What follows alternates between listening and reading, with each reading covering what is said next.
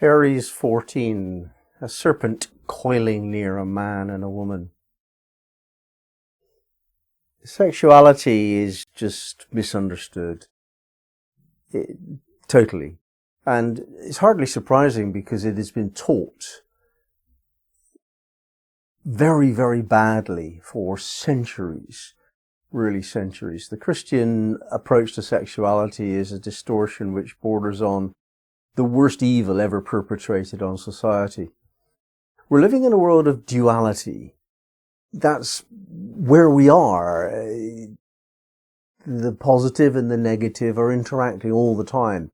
And the glory of that, the most exalted version of that, is sex.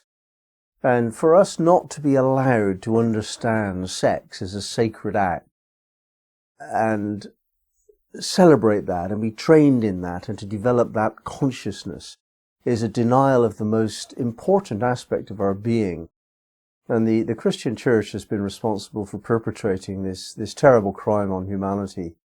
I speak blankly here, I speak boldly. It has to be said. It really does have to be said. Such damage has been done by the approach that has been given to sexuality, and it's almost impossible to correct the damage.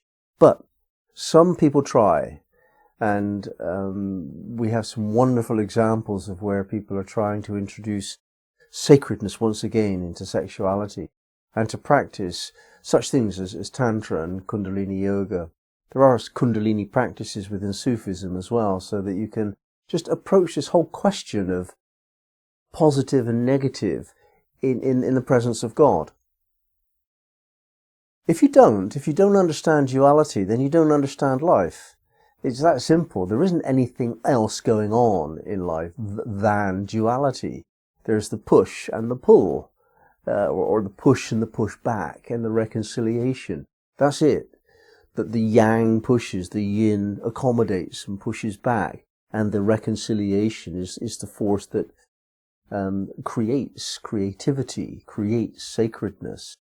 And when we can say the man and the woman and the baby, or even the man and the woman and sex, represents the holy trinity of three. Without this knowledge, you're not going anywhere. And without the practice of this knowledge in sex, you're not really going to get it.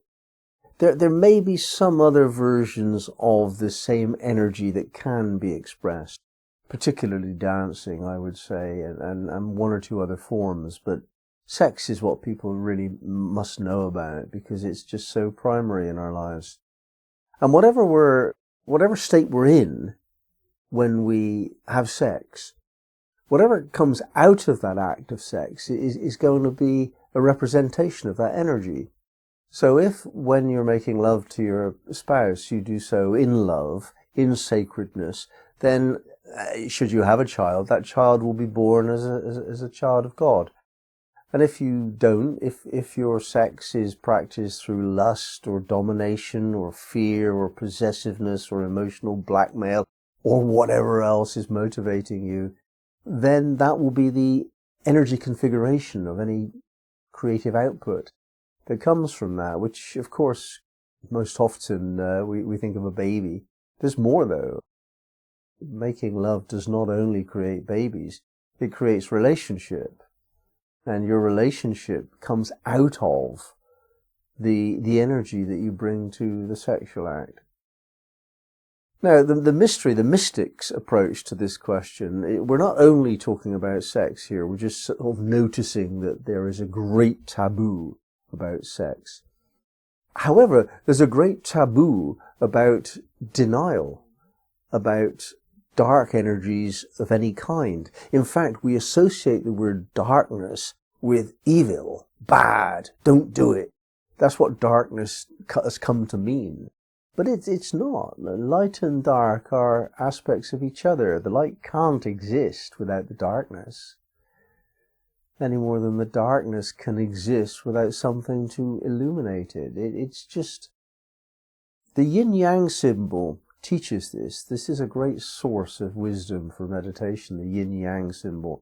There is an aspect of darkness in the light side. There is an aspect of light within the dark side. Neither is absolute and they both move from one to another, one growing, now shrinking, the other growing, now shrinking, in a seesaw balance. That's the nature of reality. That's the Tao. So if we're studying duality, it is really a little bit better, I think, easier, certainly more intuitively obvious, to study the Taijin, the yin-yang symbol. It's just so beautiful, such wisdom is contained within that symbol, that you don't really need to talk about sex. But the idea that dark is bad is refuted within this degree. What we're saying here is that the darker energies, let's consider the chakras as being the heart central, balanced, neither dark nor light. Above that, light, below that, dark. No connotations of good or bad, whatever. If you get lost in angelic consciousness, life isn't full-blooded. The angels are wafty, airy-fairy beings without bodies. They don't know about passion. But if you get lost in your passions, then the heart isn't present. The soft, deep light of the heart is just absent. If you get off on winning or fucking or bullying or amassing wealth, or all of these kind of energies, these dark energies that have been distorted, then what a life you've got. It's like horrible. You don't want to do that.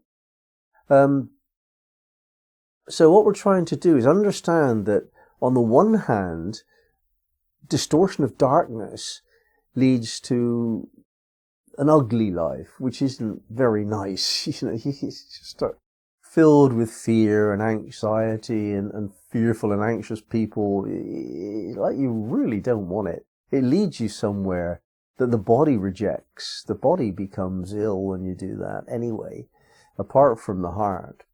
So if you distort your appetite for the dark energies, in other words, you indulge them too much, you don't balance them with the light energies. If you distort the dark energies, your life goes sour. However, if you distort the light energies, your life becomes passionless, silly.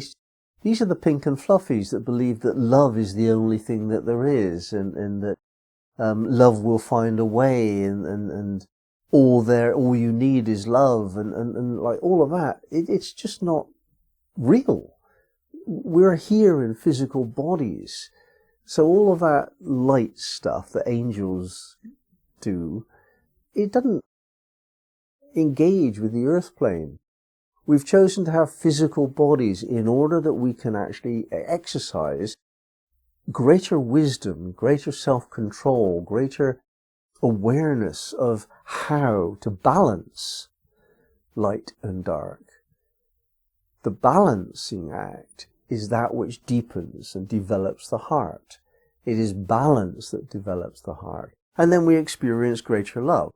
It is not that the heart is not the organ of love. It is, but its primary purpose is to balance. Principally, the heart is an organ of balance. And we can't develop balance unless we have something to balance, to try. And what we have to balance is, on the one hand, the seduction of light. God will take care of you. All you have to do is pray to the angels and all of your problems are dealt with. What a load of nonsense. By all means pray, yeah, but not to disembodied angels. Pray to the highest within yourself, which you might call God if you like. You might even call it the guardian angel. But know that it's yourself. Know that you are the agency by which you rescue yourself from emergency and difficulty. Don't just give yourself up to any other agency at all. And yet, don't deny the darkness. Get into the darkness in a balanced way. Enjoy the pleasures of the body, but don't addict. Don't get addicted to them. Don't get indulgent in them. Don't overdo it. Don't praise them as gods. Find a balance between spirituality and materiality, and the heart will open, and your life will become rich and smooth. This is the teaching here. Adam and Eve did not fall from grace when they indulged in their naked joy. They took a courageous decision to descend into materiality and passion in order to take on that dangerous task, to learn how to balance it. We do have to understand that the dark energies, all of them, are dangerous. And we're talking about money, sex, self-importance, all of this kind of stuff. It's dangerous. And yet, that's the richness of life.